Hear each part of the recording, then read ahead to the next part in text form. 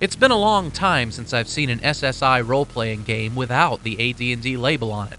Now that TSR and SSI have parted ways, I hope we can expect to see more titles like Alien Logic. Actually, Alien Logic isn't really an RPG, at least not in the traditional sense. It's really a little bit of everything.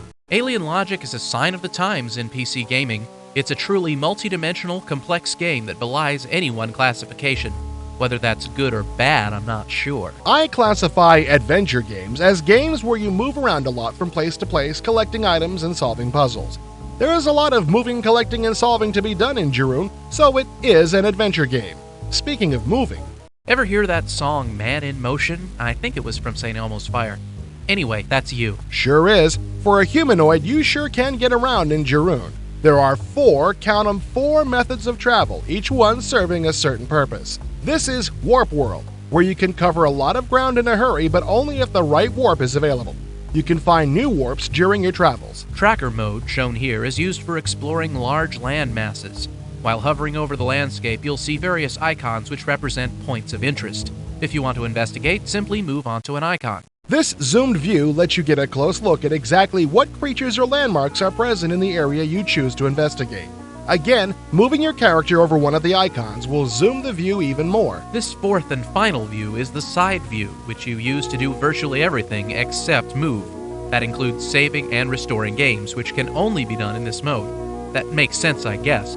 You usually only restore if you die, and this is the only mode you can die in. While we're on the subject of dying, let's talk about combat.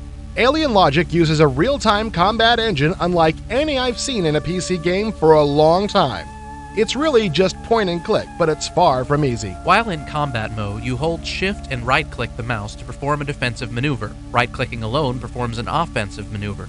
The more powerful the maneuver, the longer it takes your energy meter to recharge. Timing is key. Larger creatures will sometimes leave goodies behind. Practice on smaller ones first, though. When you get bored of squashing small pests, it's time to move on to Weaving World, where you can learn new powers and enhance old ones. The concept here is really interesting.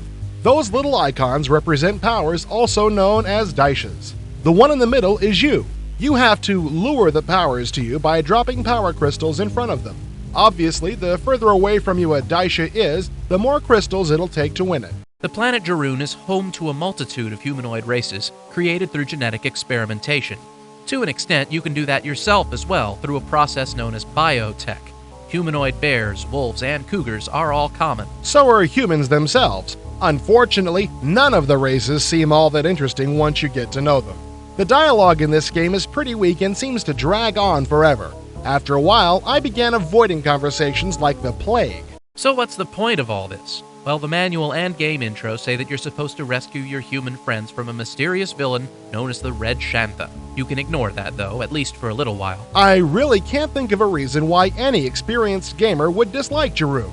It can be a bit overwhelming at times, having to use so many different functions in a real-time game. Once you get the hang of it, though, you don't want to let go. Let's see some more of this SSI. We approve.